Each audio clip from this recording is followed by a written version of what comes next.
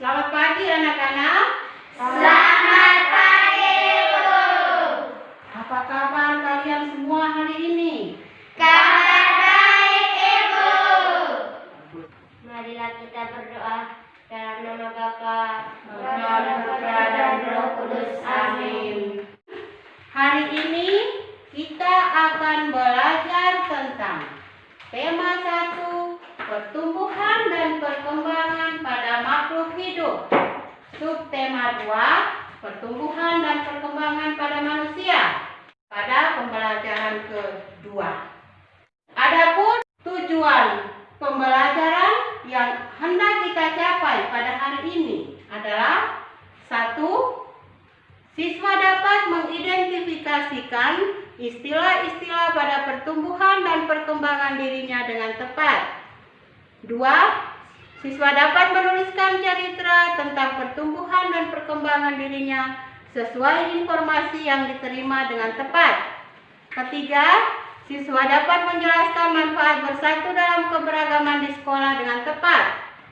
4. Siswa dapat menceritakan pengalaman berkaitan dengan manfaat bersatu dan menjalankan satu kegiatan di sekolah dengan baik. Nah, anak-anak, coba kalian semua perhatikan gambar berikut ini. Setelah kalian mengamati gambar tadi, Ibu meminta kalian untuk mengerjakan LKPD 1 tentang mengidentifikasi istilah-istilah pertumbuhan dan perkembangan pada manusia. Sekarang siapa yang bisa menjawab pertanyaan untuk gambar 1? Saya, Ibu. Ya, silakan. Gambar 1 tentang ibu yang mengandung bayi. Usia kandungan 9 bulan. Pertumbuhan dan perkembangannya masih dalam pengawasan ibunya. Nah, siapa yang bisa menjawab untuk pertanyaan nomor 5? Saya, Ibu. Ya, silakan. Gambar 5 tentang anak remaja usianya 11 sampai 20 tahun. Jenis pertumbuhan, bertumbuh kumis. Jenis perkembangan, mulai memilih teman hidup.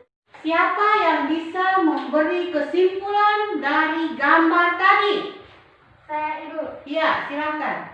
Pertumbuhan adalah proses perubahan pada kehidupan jasmania, sedangkan perkembangan adalah proses perubahan pada kehidupan kejiwaan. Ya, bagus.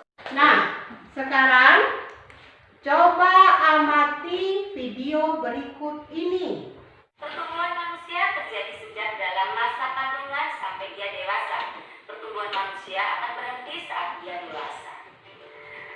Lalu, pertumbuhan manusia dipengaruhi oleh faktor makanan, kebiasaan, olahraga, serta gen atau keturunan dari orang tua. Yang berikutnya adalah proses perkembangan.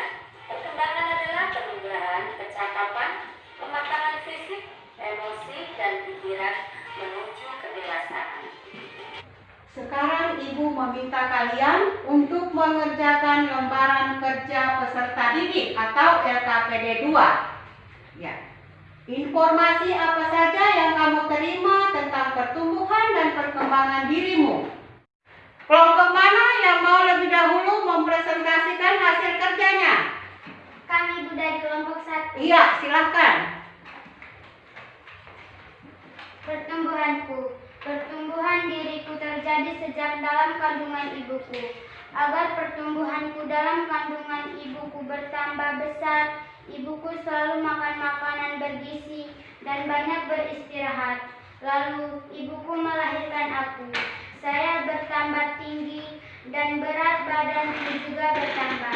Kelompok 2. Silakan. Perkembanganku. Pada waktu bayi, saya hanya bisa menangis dan tidur saja. Ketika usiaku bertambah, saya bisa merangkak, berdiri, berjalan, dan berlari. Saya mulai tertawa dan menangis. Badan saya mulai kuat dan bisa buat sesuatu. Kemampuanku juga terus berkembang. Jadi kesimpulan daripada video yang kalian amati tadi adalah manusia merupakan salah satu makhluk hidup Manusia juga memiliki ciri-ciri yang sama dengan makhluk hidup lainnya. Ya, salah satu ciri manusia sebagai makhluk hidup adalah mengalami pertumbuhan dan perkembangan. Pertumbuhan manusia itu terjadi sejak dalam kandungan ibu. Setelah lahir, pertumbuhan manusia bertambah besar dari bayi hingga dewasa. Ya, setelah dewasa, pertumbuhan manusia berhenti. Namun, perkembangan emosi dan pikiran manusia itu terus berkembang. Ya, anak-anak, coba semua perhatikan gambar berikut ini. Gambar apakah tadi, anak-anak? Iya, siapa saja yang ada dalam gambar tadi? Apa lagi yang kamu lihat? Ya, bagus. Sekarang Ibu meminta kalian untuk mengerjakan LKPD 1 tentang manfaat bersatu dalam keberagaman di sekolah. Siapa yang bisa menjawab pertanyaan nomor 1? Saya, Ibu. Iya, silakan. Manfaat bersatu dalam perbedaan adalah memupuk persatuan di antara siswa, membangun kerjasama, saling menolong. Iya, manusia memiliki begitu banyak perbedaan. Ada yang laki-laki dan ada yang perempuan. Ada yang tinggi dan ada yang rendah. Singkatnya, kita semua berbeda, baik fisik maupun kemampuan. Ibu meminta kalian untuk menceritakan pengalamanmu yang berkaitan dengan manfaat bersatu dalam menjalankan suatu kegiatan di sekolah. Siapa yang bisa menjawab? Saya, Ibu, dari kelompok 1. Ya, silakan. Di sekolah saya ada teman yang beragama Islam. Saya selalu bermain bersama mereka. Ketika ada perayaan Natal, temanku itu memberikan ucap selamat hari raya kepada kami.